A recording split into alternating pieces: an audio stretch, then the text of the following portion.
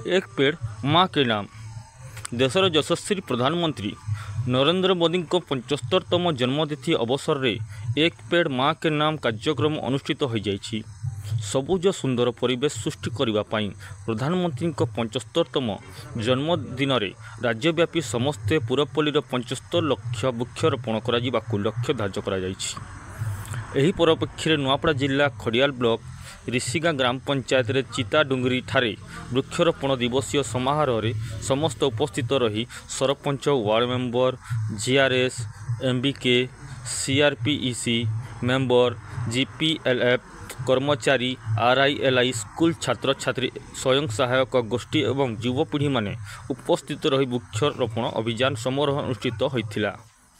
जीव जगतर वृक्ष आंगोली भाव जड़ित थिबारु वृक्ष बिना जीवन जगत तिष्ठिबा असंभव। वर्तमान प्रदूषित वायुमंडल संतुलित करने वृक्षरोपण आवश्यक रही।